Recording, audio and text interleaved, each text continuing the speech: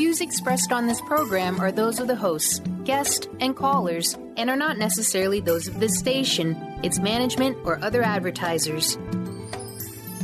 You're listening to Transformation Talk Radio.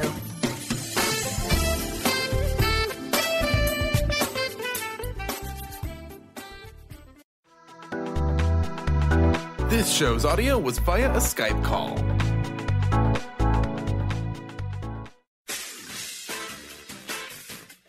The Truth is Funny with Colette Stefan will have you thinking outside the box and riding the wave of infinite potential. Join Colette on the Higher Self Network as she provides energetic shifts and consistent results in every area of life, inspiring listeners to shine their brilliance and ensure success. Many people who shift out of limiting beliefs roar with laughter as they recognize the humor of the giant cosmic joke. The truth is funny. Shift happens. Feel instant relief. Stay tuned for more fun and release struggle and suffering. And now, here's your host, Colette Stefan. Today, your guest host, Karen Betten, is here. Karen is a mother, nurse practitioner, certified body talk practitioner, Franklin Method instructor, and owner of Limitless Living, LLC. Joyful, abundant, and bursting with energy. Here is your guest host, Karen Betten.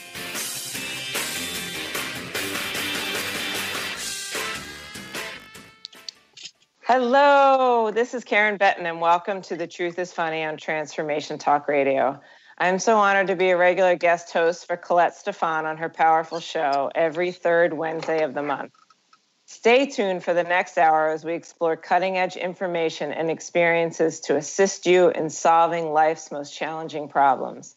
Shift happens every Wednesday at 8 a.m. live on the airwaves and in the archives.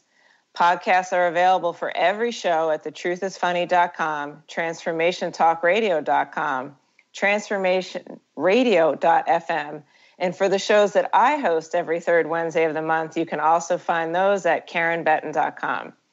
The energetic shifts are available and accessible through the Higher Self Network if you are listening in after. It is my honor and pleasure to share life-transforming information with you and provide the opportunity to call in live with comments, questions, or shares. My guests and I will support you to delete energetic weaknesses to shift challenges into possibilities. We love to hear from you. Feel free to call in 1-800-930-2819. So I am really excited about my guest today. The topics we are going to be exploring are very near and dear to my heart. It's really the impetus for my expansion into different ways of looking at health and wellness way back in 2000 when I was pregnant with my daughter. My guest is Anne Margolis, and she is a two-time #1 national and international best-selling author of, now hold on to your hats, these are quite titles, Natural Birth Secrets, an insider's guide to how to give birth holistically, healthfully, and safely, and love the experience. I mean, who wouldn't want to read that? And also Trauma Release Formula, the revolutionary step-by-step program for eliminating effects of child abuse, trauma, emotional pain, and crippling inner stress to live in joy without drugs or therapy. Anne's work, insights, and advice have been seen on TV shows and in movies, including 4 episodes of A Baby Story on the Discovery Channel and the award-winning feature documentary Orgasmic Birth and the Human Longevity Project. She's been interviewed for multiple local, national, and international radio programs, such as this one. And Anne has also been a featured speaker and expert panelist at distinguished events for the Weill Cornell School of Medicine, the University of Pennsylvania School of Nursing, and the RCC State University of New York School of Nursing, and the BirthNet Association of Childbirth Professionals and the Hudson Valley Birth Network. We could just go on and on and on about all the amazing things that Anne has done. She also, which I find incredibly interesting, has been focusing on clarity breath work and femme healing movement workshops that are hosted at several yoga studios and wellness centers, including the Conscious High Vibration and Transformational Community at the Assemblage in New York City. And I can't leave this out. You're also a proud founding member of the Health and Wellness Business Association, which was created to promote initiatives that support better collaboration, which is so key to our future, interaction, and ethical business practices within the health and wellness community. She has midwifed mamas and babies for over 2 decades and guides individuals to birth, and this is the part that I love, to birth themselves as healthy and whole human beings capable of immense joy and inner peace. I'm going to say that twice. It's so beautiful. Guides individuals to birth themselves. That's what we all need to know is possible as healthy and whole human beings capable of immense joy and inner peace. Her clients describe her as passionate, sensitive, big-hearted, and a playful ball of light. And I'm so honored to have you here. And I couldn't leave anything out at all. Aww. It's such a contribution to the incredible amount of expansion and transformation that is required for us to move forward with the challenges that so many of us are facing. So welcome, and thank you so much for being on the show. No, thanks for inviting me. I'm happy to be here. I actually had a home birth in our area here, and I didn't know about you years and years ago. And I think my youngest is 11. So it's really feels full circle to me because it was my initiation into the incredible wealth of information that's available for those seeking alternative practices in the field of childbirth that opened me up to possibilities that had not previously been available to me as a nurse practitioner. So Anne, tell us, really,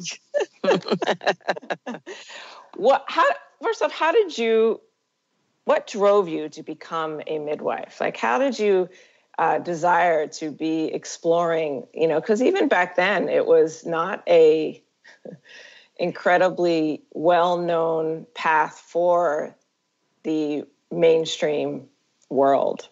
Yeah, well, that's a great question. When I went to Penn School of Nursing, when I did my OB rotation, I knew I wanted to be involved with helping moms and babies and their families, but I didn't necessarily know of a midwife at that time.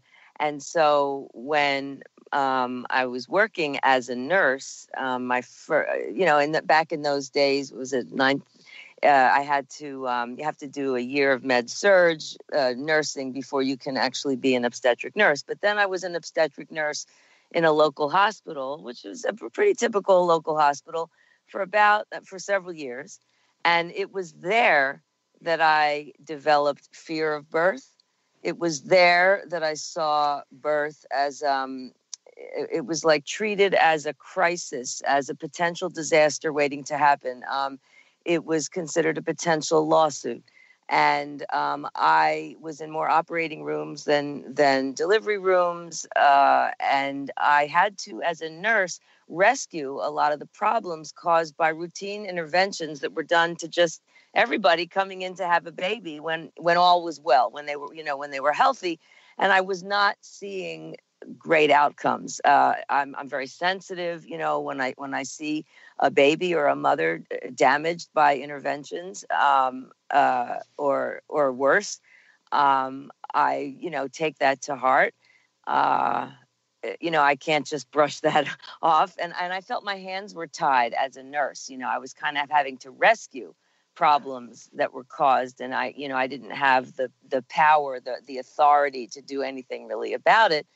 And but it really wasn't until my own birth on that unit that really sinked in. So basically, I was coming in to birth on the unit where I work. So I was coming in with fear already because I didn't trust anybody. I didn't trust myself. I didn't trust, and I was young. I was only 24, 23 when I had my first. But I didn't trust the hospital, and I didn't trust the staff because I knew what went on. Exactly. But I was given the royal treatment. Oh, one of our nurses, is having a baby, So of course I was giving the royal treatment, but I was given the standard treatment. And what's mind blowing is it's still going on today. What I'm going to tell you, what happened to me, I hear it from thousands and thousands of women. And that's, how I help, I got really into helping people with birth trauma. So basically what happened to me was I went in and was, the first intervention, which we think is innocuous, was to take off your clothes and put on a hospital gown. That's what we all do. That's what I did. That's what I was told to do. But that begins the depersonalization, that the dehumanization, the disempowerment. Also like an assembly line, it gave me a sense that I'm sick, something's wrong with me, and that you guys know how to help me. Like I gave over my power. Like, okay, I don't know what's happening. Something's wrong with me. And, I'm now putting my power in, giving I'm giving the responsibility to the hospital and the staff to deal with whatever's happening to me. Yeah, it's like the institution, right? Put the clothes on. And Right. I just become, right. And so then I'm, of course, told not to eat or drink, wasn't allowed to eat or drink. And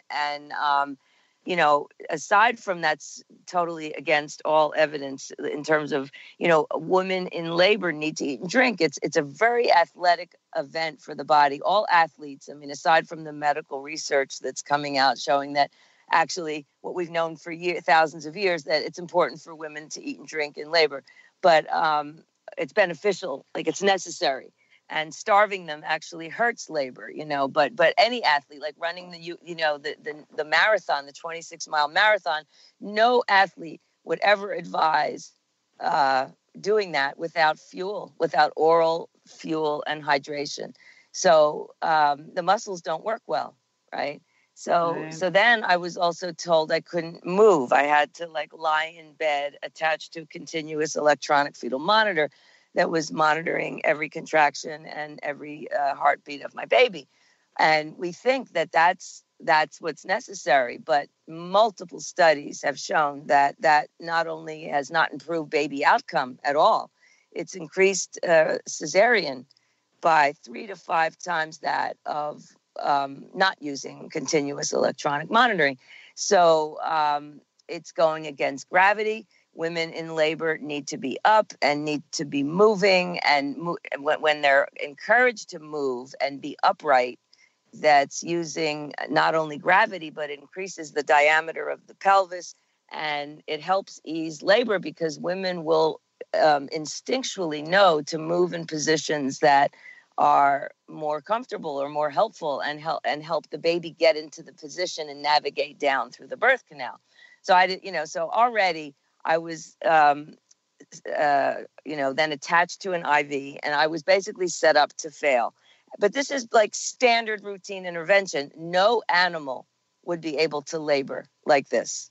So what happened is every hour, the doctor came in and stuck his hand up me without asking and would walk out. And I heard him outside the room telling my colleague, she's still 4. She's still 4. And of course I was still 4. I wasn't I wasn't progressing. How can you progress under these circumstances? And then I heard him say, hang Pitt.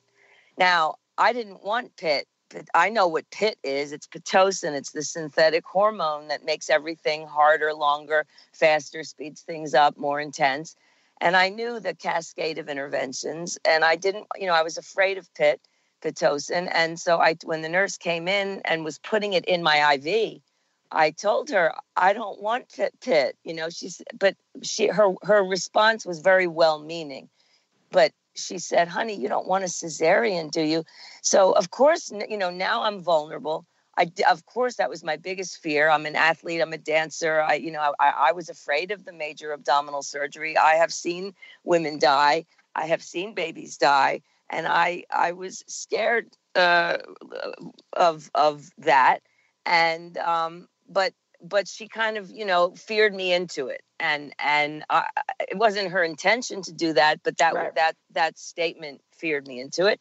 And then, of course, my coping went out the window, and I heard the doctor say, "Give her an epidural," and then they're giving me this big needle in my back and into the fluid around the spinal cord, And then the worst fear happened. My worst fear happened is that my baby's heart rate dropped to a very dangerously low level. And I knew then that they had minutes to get me my baby out.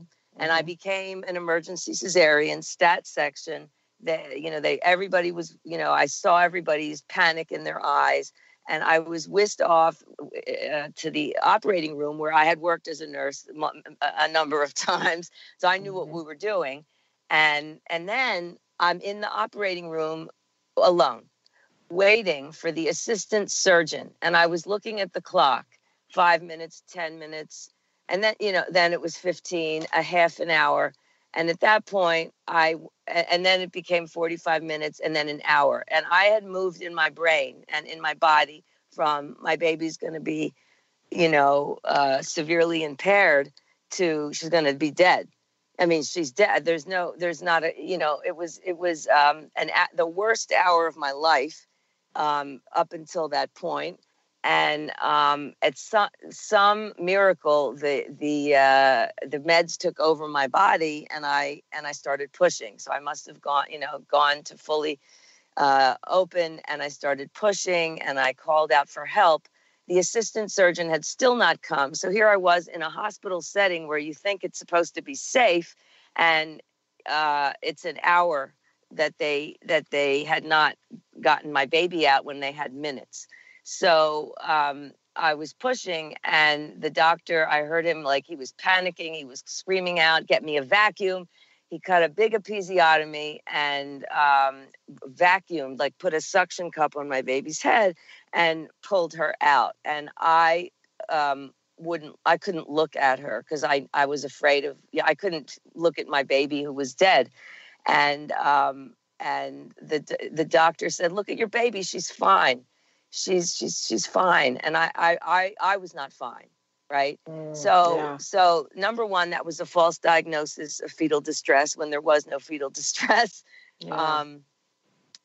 That is responsible for so many unnecessary cesareans because the monitoring has really failed us in terms of really detecting or preventing oxygen deprivation and cerebral palsy and things like that, where we think it is working, right? It doesn't always do that. And so I would have ended up with an unnecessary cesarean. But then what happened is I ended up with an unnecessary episiotomy, and that was infected for months, and then they and birth. So I had PTSD. I did not know at the time what I know now, but that was birth trauma. I was totally traumatized by that experience. Yeah. And my second birth, I swore I was never having another baby. And of course, I'm pregnant 2 years later. And did you know how you get pregnant? Well, yeah, of course. I'm a nurse, but I knew how I got pregnant, but it wasn't a planned pregnancy. Yeah. I was no way ready to deal with it. And I had a very similar experience, even though I switched doctors. And so after that and working in that hospital, I remember saying, we didn't have internet back then. And I remember saying to a friend of mine, my frustrations with this system. And she said, "Why don't you just become a midwife?" And I honestly, I said, "What's a midwife?" Right. And, right. This was back in the 80s. And, I just hadn't heard of a midwife. So she told me, and I was like, wow. I went to the library and I researched as much as possible. I applied. And when I got in and went to the school, I came home. I literally, this was like, wow, this is how birth has always been. This is how it's meant to be. It was a complete shift in a paradigm. The crises, became more of the rare exception. And actually, it was restoring the power back to the woman and the confidence that her body knows how to birth like she knows how to breathe. Yeah. And that the best intervention is no intervention, and it was just a whole, it restored the humanity and the family-centered aspect of having a baby. It was a normal part of life around the world in many countries, still is. And anyway, so I was pregnant in midwifery school with my third. And I said, this time I'm using a midwife, and I really believed in this model of care. But I told my midwife, I said, I believe in this, but I'm actually a wuss. I'm a wimp. I've been through it twice. I was traumatized. I'm afraid I'm not going to be able to do it. And in order for me to be a midwife and authentically promote this and help women, I have to, feel it in my bones. I have to feel it in my soul. I have to do it. And she was like, oh my gosh, don't worry. You're going to be fine. You're going to see. It's going to be so healing.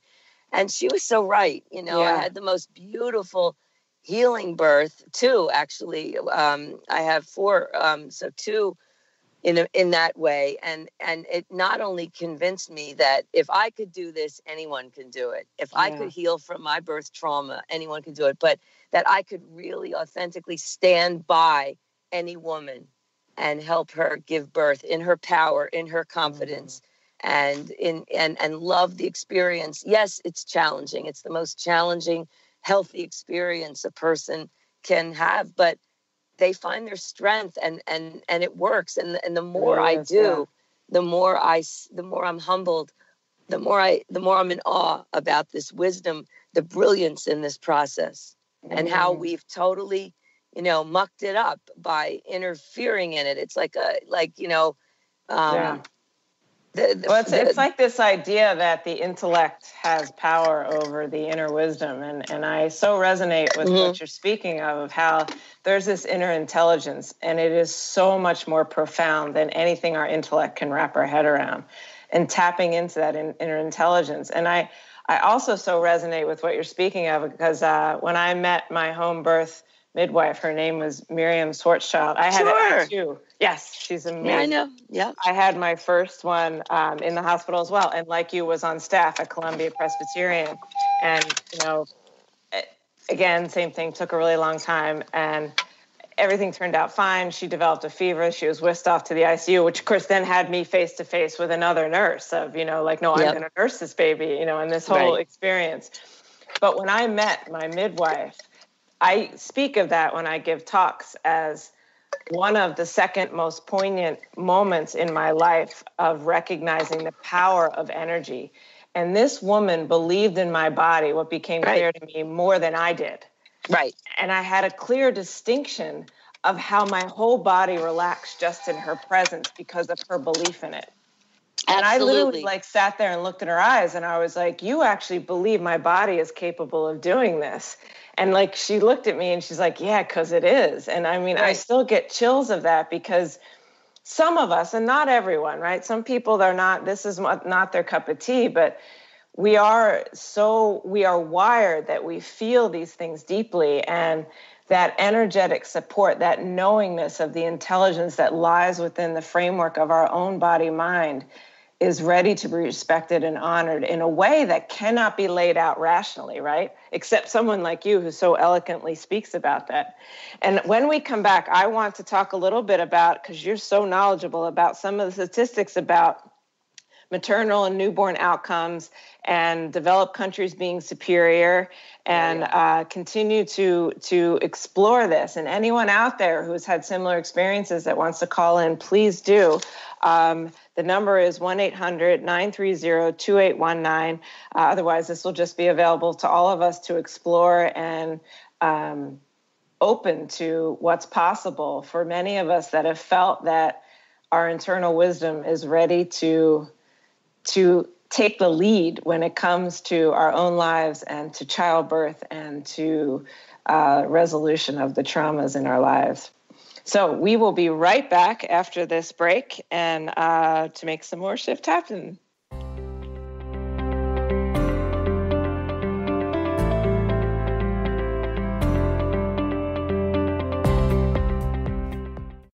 Stay juicy. Tune in to Your Juicy Love with me, Una Drake, co-hosting monthly with Dr. Pat, and every second Monday at 12 p.m. on Transformation Talk Radio. My show, Your Juicy Love, helps you find the dynamic, life-affirming love you've always wanted. Transform your relationships and bring peace, joy, and juicy, juicy love to planet Earth. For more information, visit unadrake.com. Golden Otter Divinations Radio, where the metaphysical meets the mainstream with Autumn Seibel. Tune in the first Friday every month at 9 a.m. Pacific as Autumn, educator, health coach, and medium, explores metaphysical and mainstream strategies on how to elevate your level of conscious living. Draw in the abundance that is yours by divine right. For more information about working with Autumn, visit goldenotter.us. That's golden like the precious metal and otter like the precious animal.us. Dream on, fly high, and live adventurously on The Laura Meeks Show. Tune in each month on Transformation Talk Radio as host Laura Meeks guides you in finding your unique gifts and bringing them to life. As a certified life coach, speaker, and veteran bomber pilot for the U.S. Air Force, Laura knows how to follow a dream. She is ready to support you so you can dream on, fly high, and live adventurously. For more information on Laura and her work, visit flyhighliving.com. Would you like your next chapter to be free from fear and angst? Tune in to Your Next Chapter Radio, navigating through life's transitions with Shelley Ryan the fourth Monday at 12 p.m. Pacific on TransformationTalkRadio.com. Shelley's contagious enthusiasm guides you through life's transitions deliberately, mindfully, and funnily. For Your Next Chapter coaching or to listen, visit YourNextChapterCoaching.com or call 602-617-8351. Next. Join Jennifer Noel Taylor on the hit show Quantum Touch Radio, supercharging your life on TransformationTalkRadio.com. You'll take a quantum journey as we reveal powerful yet simple steps to create more abundance, better health, emotional and mental vibrancy, and happier relationships using universal quantum touch principles. For more information, visit JenniferNoelTaylor.com. Are you ready to stop stress, anxiety, and low self-esteem from running your life? Join award-winning author Dr. Friedemann Schaub for Empowerment Radio and learn breakthrough solutions to switch out of survival mode and approach every day with great ease, joy, and purpose. Tune in the first and third Wednesday at 11 a.m. Pacific to Empowerment Radio with host Dr. Friedemann Schaub on Transformation Talk Radio. Visit thefearandanxietysolution.com to learn more.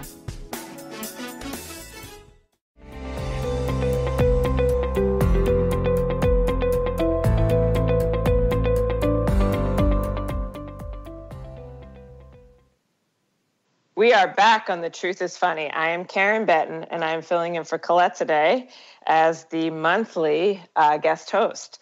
My guest today is Anne Margolis. And before we continue, can you, Anne, please share your contact information with our audience? So, Home Sweet Home Birth, BIRTH.com. And that's the website. And on Facebook, it's also Home Sweet Home Birth. And on Instagram, it's Home Sweet Home Birth. And it's interesting because I support that home sweet home birth in all settings, whether, because not everybody has access to home birth midwives or wants to have a home birth or financially can afford it or they have complications that would require them to be birthing in a hospital. They can still have a home sweet home birth experience in a hospital setting. So that's what I've been helping people do, Fabulous. Yeah. In the break, we were having great discussion, which could have gone on and on. I wish the air could have heard it. But what I really want to do is, you spoke about the trauma of this experience for you, which I think may reach a wide audience because I too had a similar type of experience. And what I'd like to have you discuss is how can this show up in the body? So for people who think, oh yeah, I had that trauma, but it doesn't really bother me.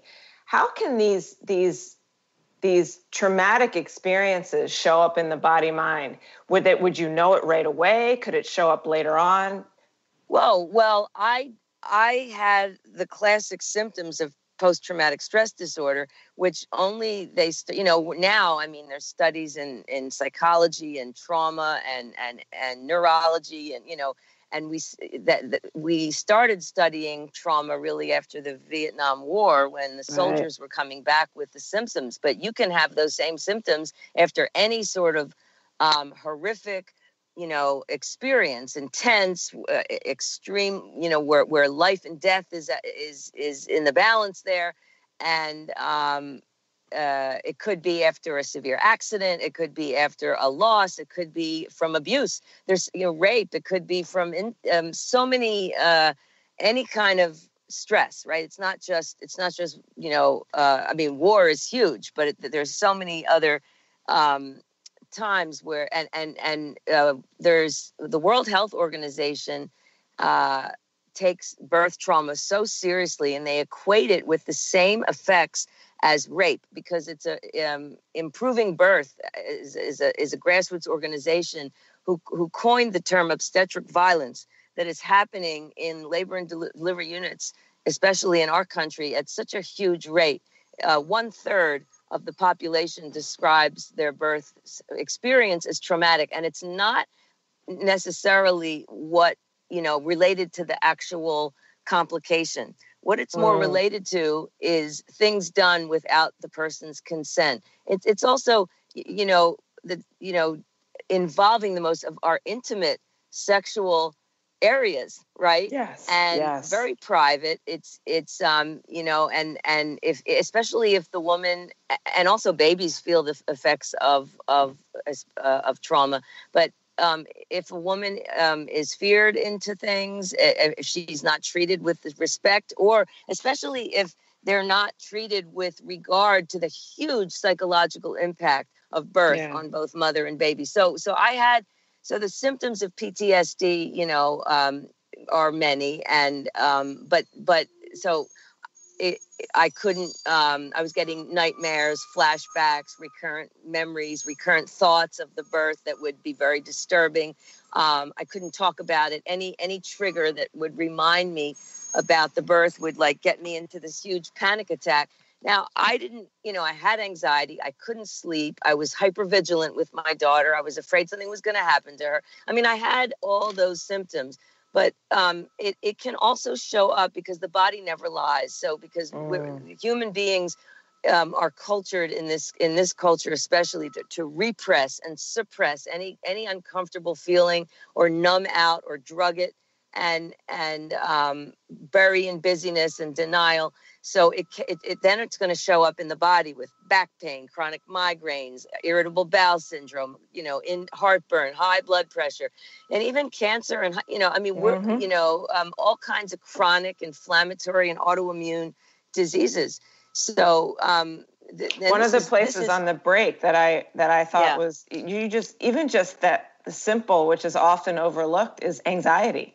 Oh, right. And we shared, both of us at different times in our lives, being told that we needed medication for that. And unprocessed traumas, undigested, things that have not moved through us, can certainly show up in anxiety, right? Which is just essentially, there's a conflict, an internal conflict, right? Someone's telling me to do something versus what I want to do with my truth, which is, again, what I love about your introduction, about the rebirthing of a woman and her connection to her power to partake in her own life. Right. And just so it doesn't say, it's very well backed by literature and research. We study trauma by looking at the animal responses to trauma. We know the trauma states. Peter Levine, who is very, Peter Levine, he's the doctor of somatic experience, which is really the cutting edge research on how to release and release the energy of the trauma and reset the nervous system. But anyway, what's interesting about animals, all animals, when they're exposed to a trauma, which would be, let's say, a predator in the wild. So a gazelle is minding his or her own business, and then a tiger comes. So they're going to have the sympathetic nervous system. They're going to have fear.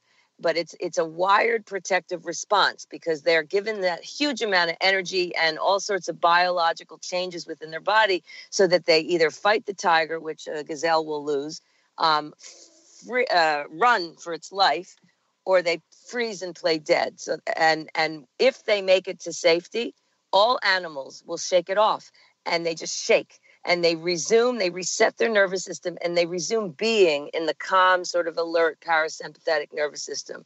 So this is we're learning now, we're knowing now, and it's confirmed with a lot of research, that trauma is held in the body as trapped energy.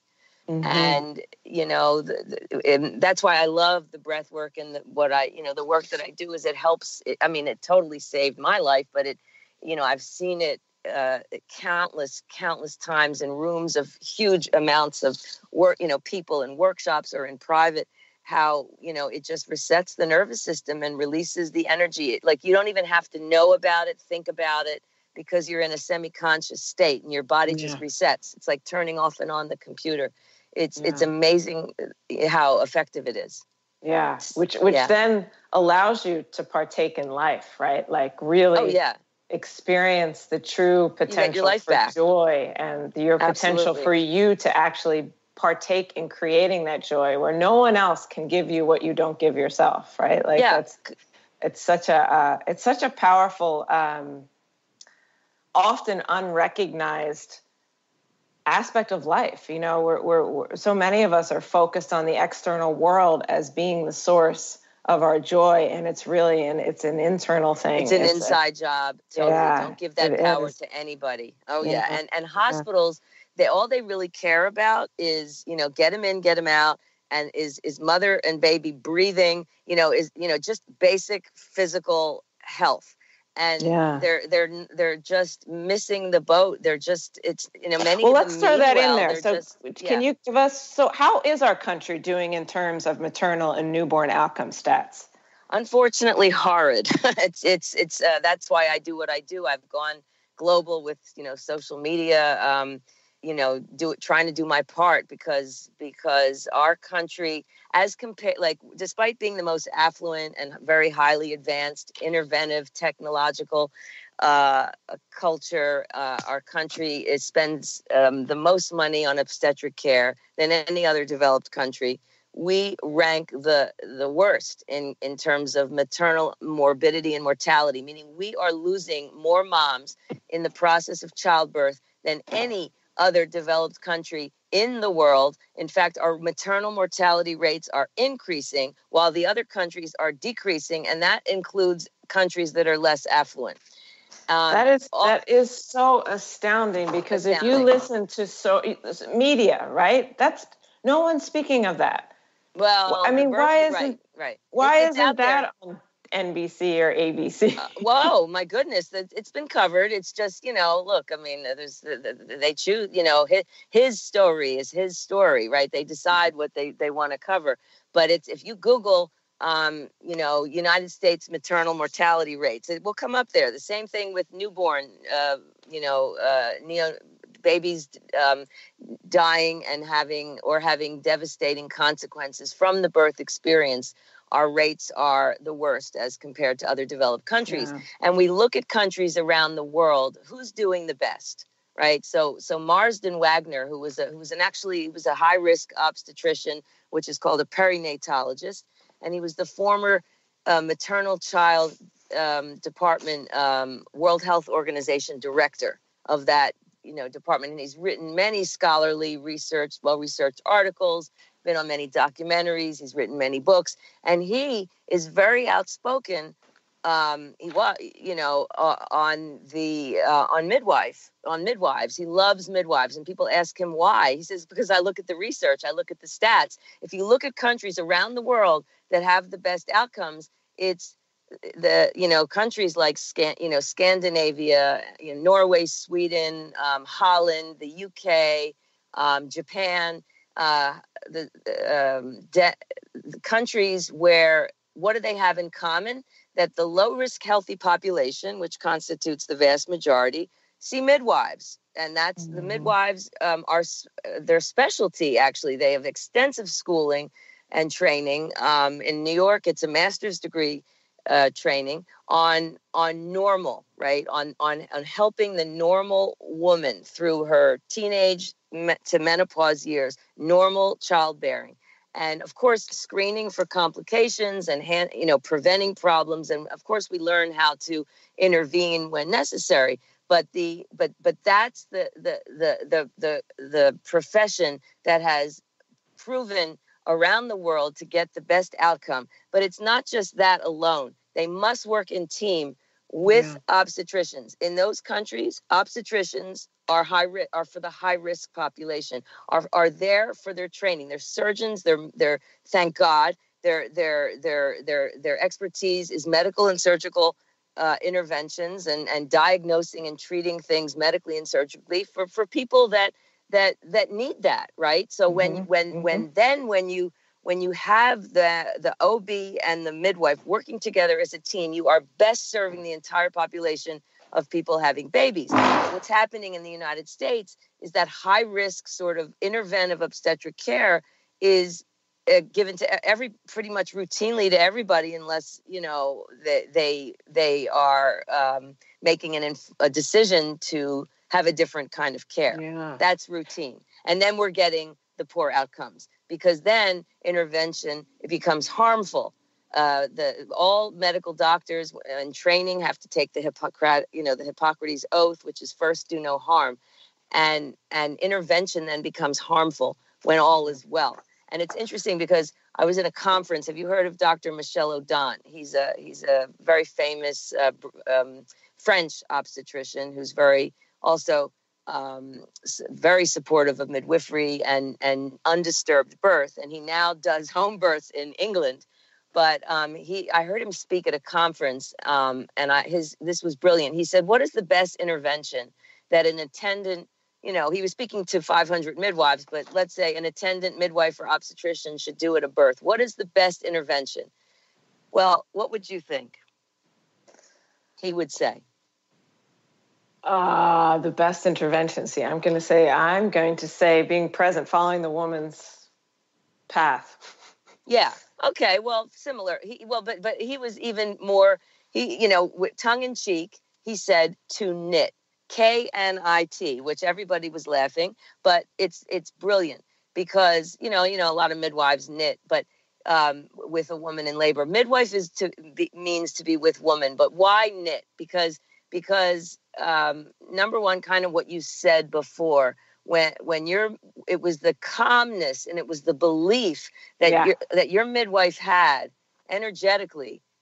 She believed in you. She knew your body was able to do it. And she exudes that calm and confidence, and it's contagious. You're going to pick that up. So just think of a seasoned midwife sitting alongside a laboring woman knitting. She's seen thousands of births. Believe me, she knows when something's wrong, and she also knows when all is well. And when she is so calm that she can knit, that calm's contagious, and that's going to go to the woman, and the woman's going to have a much easier labor versus. Oh my goodness, time goes so fast, and we have to take another break. But this is quantum physics at its basics, right? Like we are impacted by the observer, how we observe ourselves and how we observe others. And of course, she can put the knitting down if she has to intervene. Right. Of course, but that keeps her hands occupied. Everybody, so she doesn't meddle with something. You find that other place. Well, this is fantastic. We need to take another break, so we'll be right back. You can call in if you like, 1-800-930-2819. We're having this really exciting, amazing, eye-opening discussion with the awesome Anne Margulis, and we will be right back.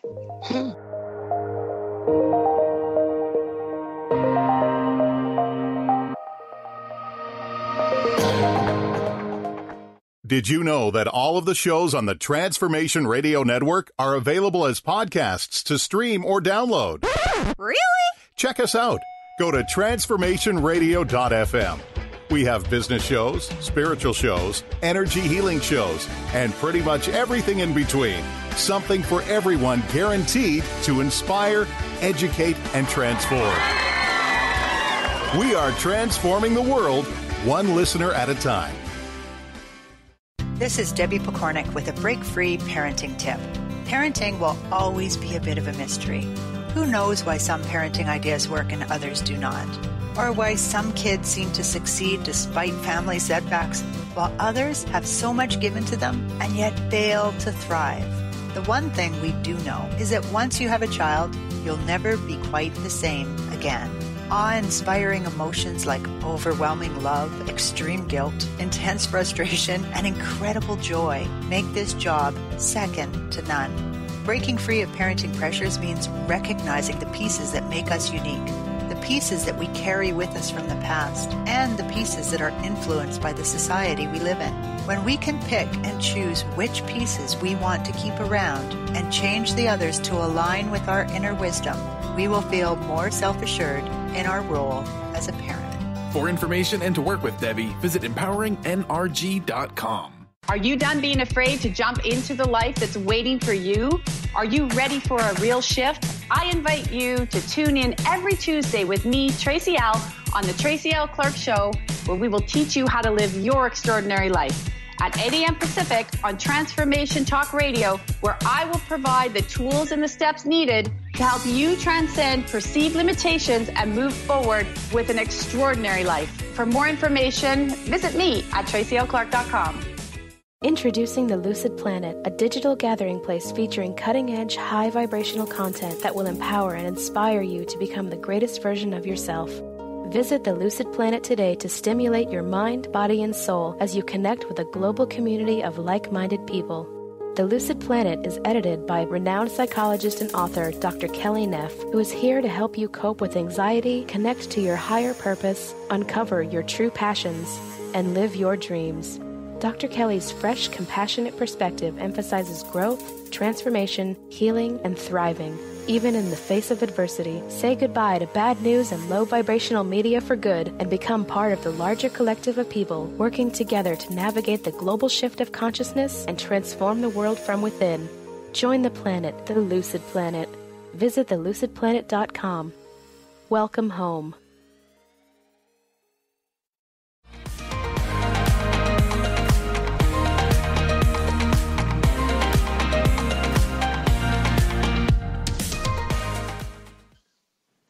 This is Karen Betten, and I am filling in for Colette today and every third Wednesday of the month. I have Ann Margolis here with me, and we have been discussing childbirth and trauma and new and opening, changing long-held practices, the childbirth and mortality rates, and trauma rates that are going on in our country, where we rank, and opening all of us to these unbelievable possibilities for bringing a new and science-based potential that supports the woman and her wisdom as she explores and experiences the incredible sacred container of childbirth and birthing and mothering.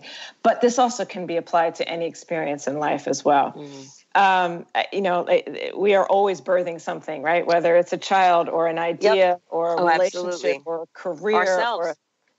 Ourselves. And we can't limit that. And just bringing it back around to recognizing on a deeper and deeper level every day our role in that, and that we are the navigators of us, and no one knows what is most aligned for us but us.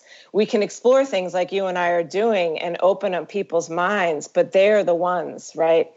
And it's funny, I find that anger and anxiety is the emotion that comes up when we are ready for change. And yet our society often denigrates these emotions as something that should not happen.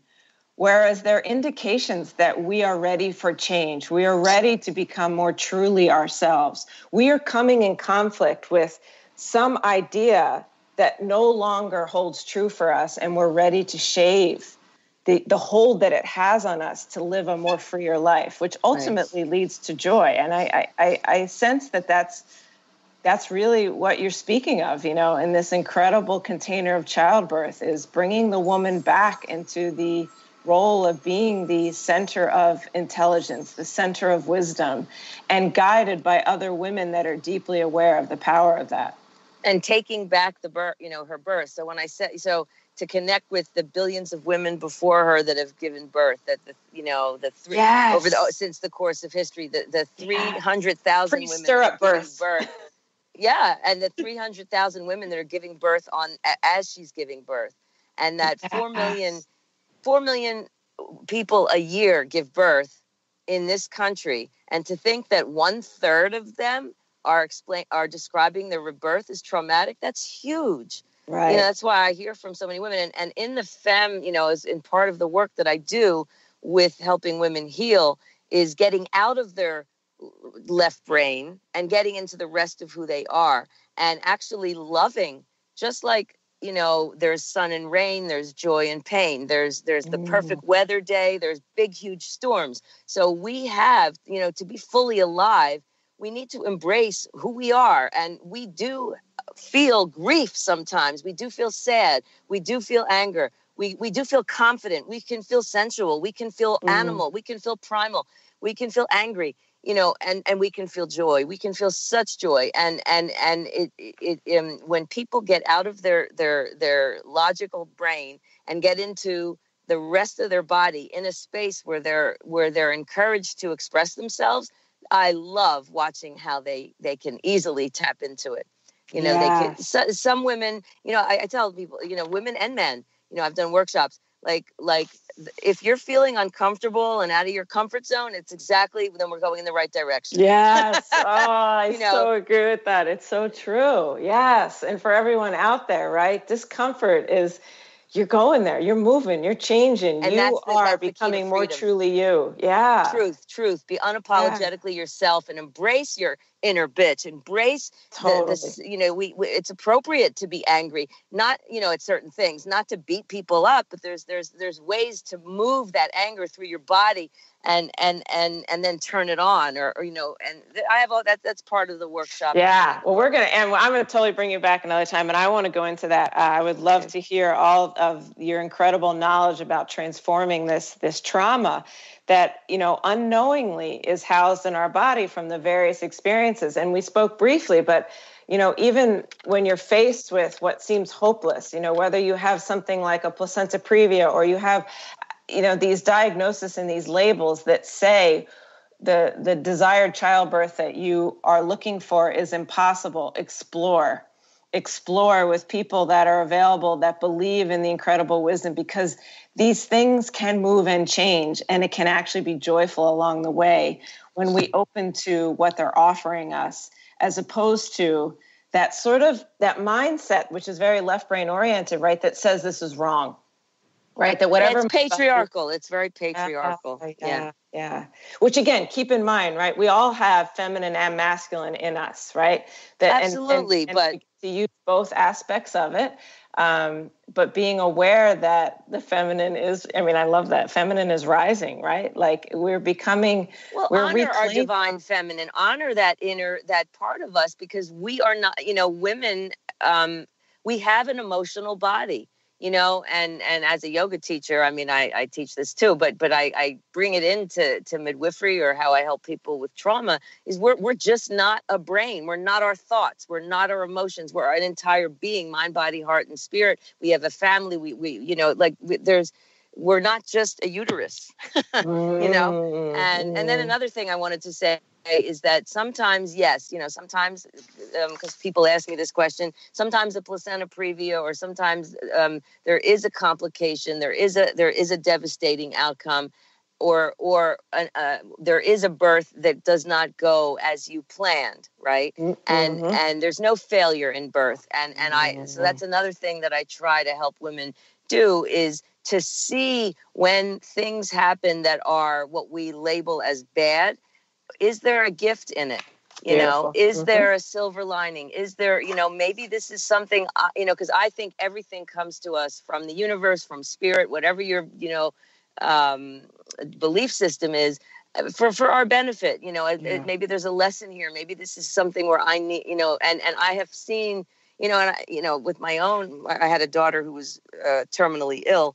When needed a bone marrow transplant when she was in her teens, and there was you know, that was a wake up call. I've been through when there really seriously was 8 years of a horrible diagnosis and doing all the alternative modalities and nothing's working, and then, you know, having the doctor say, you know, this, you know, I mean, I've been there, and you know, part of that was when I was going through it, it was hell, but part of thankfully she survived, and she has 3, you know, she has babies now. And when she's told she was never going to have babies from the chemo, but when, as a mother going through that, I had a choice. I could crawl up in a ball like I wanted to do in a fetal position. Why me, right? or I got into Bernie Siegel and the people, the people that, well, how can I grow from this? How can I learn from this? How can I be there for her, for my family, for the rest of my clients